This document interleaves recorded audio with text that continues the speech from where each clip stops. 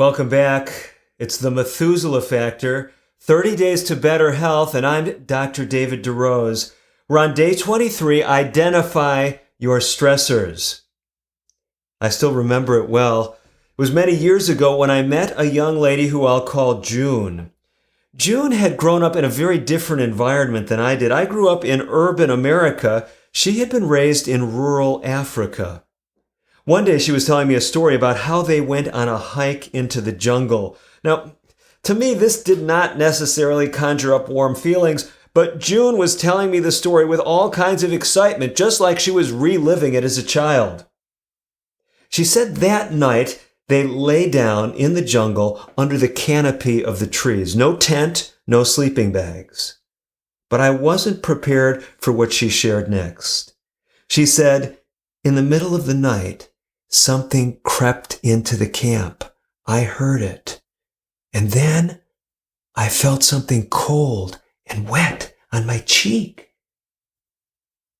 Then she said she fell asleep.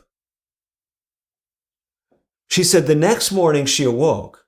And now, mind you, she's telling me with all the enthusiasm of a child who just saw Santa Claus. She said, when I woke up, you'll never guess what I saw. I said, what? There were leopard tracks. A leopard had sniffed me in the middle of the night. Wow. Well, think about it for a minute. If that had been me as a child, I would have likely been grateful that I lived through the experience. June was telling me about her encounter with a stressor.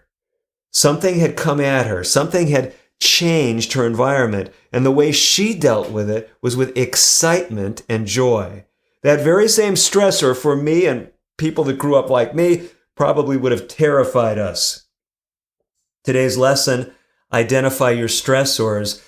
That story illustrates something very important that we often miss. Many of us think that stress is based on the things that come at us, and it's true, it's related to that. But the things that come at us are technically the stressors, the things that we have to respond to. Our response is literally called the stress response. And the whole point of telling that story of June as we began is simply for this reason. Two people can experience the very same stressor and can have an opposite response. A lot of it has to do with your perception, how you evaluate the stressor, and how you move on from there. Our challenge for you today as we go through a 3-part series on stress is to begin to identify your stressors. Identify the things that are in your life that are causing you to have to shift from that position of equilibrium or balance. Certain things are challenging you. I'd like you to think of several categories. And by the way, if you've got the book in front of you, The Methuselah Factor, you can turn right to chapter 37 where we speak about day 23. And at the conclusion of that chapter is figure 19. And I ask you specifically in that chapter, and I'm asking you right now in our video journey together, to think of these 5 domains of stressors. The first one is physical. So what your task is today, identify things that are physically stressing you. Maybe it's a health condition.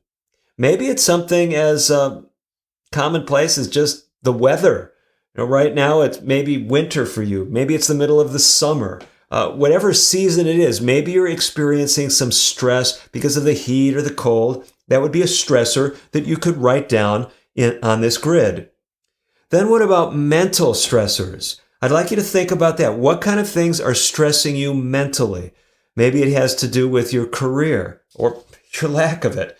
Maybe it has to do with your finances or lack of finances. You follow along. Certain things mentally are exercising you. They're kind of pushing you. They're stressors.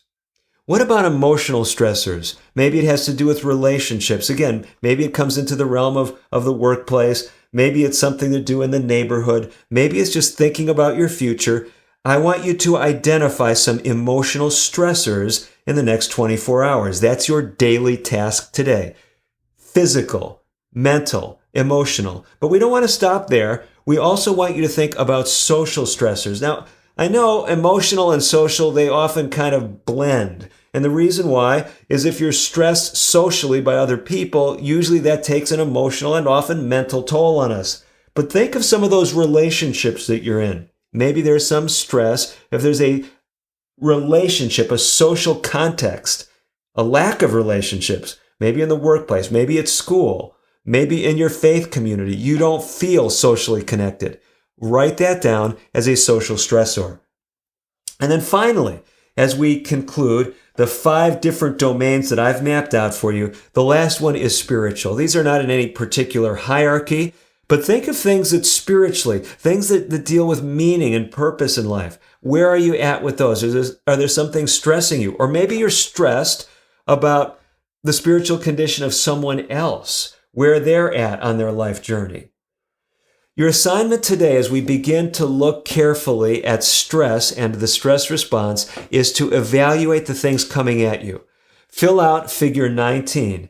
And if you don't have access to it quickly, maybe you're traveling, you left the book somewhere else, write down those domains and identify at least one stressor in each of them.